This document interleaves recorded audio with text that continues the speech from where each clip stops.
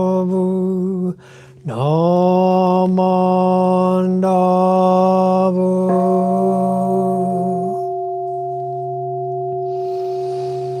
Ganishikudoku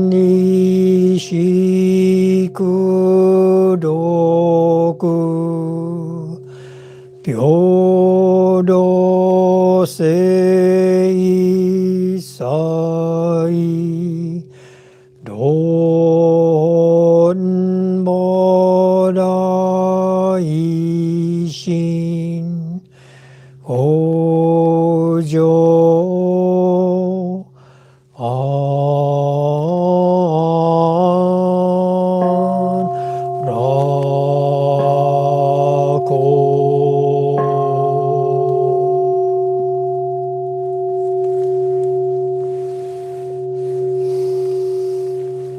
Namanda, Namanda, Namanda, Namanda, Namanda, Namanda, Namanda, Namanda.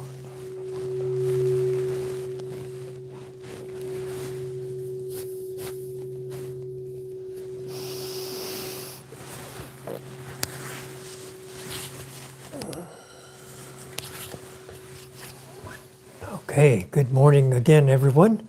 So, apparently, earlier this morning, I videoed this service, and first it looked like it was uploading for possible viewing, after an hour or however long it takes.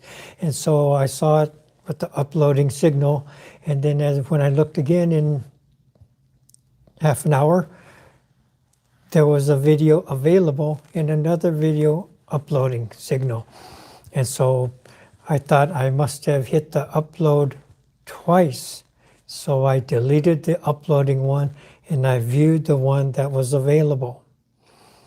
Then, after I viewed it, apparently that one got deleted as well. So there was nothing left. And after I announced at the Ask Reverend Dennis session, there was nothing that people could find. So where did you put it? Where did it go? Can you tell us where to find it?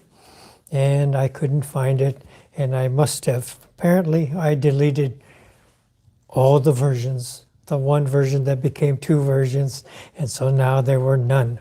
So here I am again, recreating this same service and trying to understand further what I can do, what I can't do as we prepare these services. So this morning, I had a Dharma message that I had also shared yesterday at our Bay District Buddhist Women's League meeting, and it was regarding our temple pond. And so many of you are aware, particularly this group here, that we have a Japanese garden and Japanese pond here at the Buddhist Temple of Alameda. And usually the pond is kept dry, and so we don't want algae growing in the pond, and during the warmer months we get mosquito larvae and an abundance of mosquitoes. And so to avoid that, we usually keep it dry.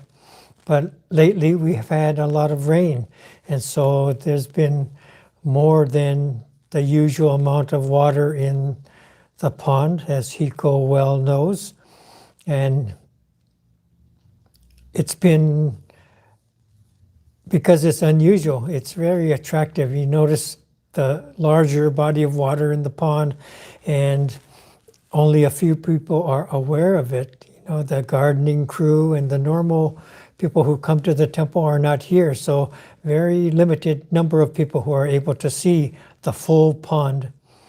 And one evening, a few nights ago, maybe a week or more ago, I was out. It was nighttime and a calm night, and the reflection of the moon was in the pond. So I was noticing the reflection of the moon. It's a very calming, very soothing, kind of a meditative state that you can appreciate just to view the moon reflecting in the pond of water. So this made me think back to a recent image that was provided, and there's a meditation in India that is done on occasion, and buckets of water are placed.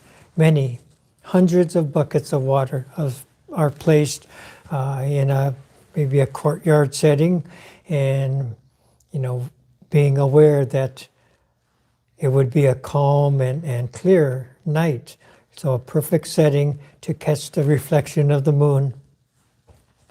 And so when it gets darker and this occurs, all these hundreds of buckets of water are holding a reflection of the moon. There's only one moon, but these are all reflections showing the moon in this bucket of water. So kind of reminding of our temple setting that I was able to view, and also reminding me that we are all these same buckets of water, and we reflect the Dharma. So the Dharma, the moon, is reflected through us, the buckets of water, and in everything we do. So whether we are at service and chanting with each other, or at a Zoom meeting, or at the store, talking to friends, or just picking up supplies, at work, whatever we do, we are reflections of the Dharma that influences our lives. And hopefully we can reflect this very well, okay? So in that sense, reflecting the Dharma becomes our practice, and it is reflected in everything we do. And it's not a matter of how well we understand, how many books we've read, or seminars we've tuned into, or classes we've taken. Those are all very, very helpful and direct our thoughts and our processing of the Dharma. But the Dharma is reflected in how we carry ourselves. And this is our practice, not the accumulation of academic knowledge, but how we reflect these truths that touch us and then through us to others. This becomes our practice. Everyday life becomes our practice in such a manner. And maybe this is a good reminder to see these reflections as how is our practice of the Dharma.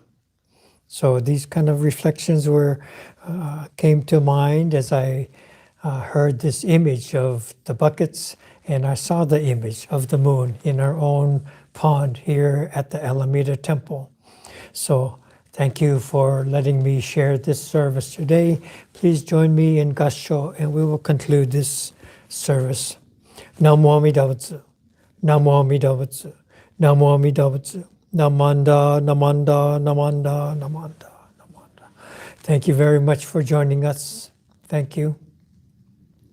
We'll conclude each service with the offering of incense, so please do so as you have prepared to do so at home. Thank you.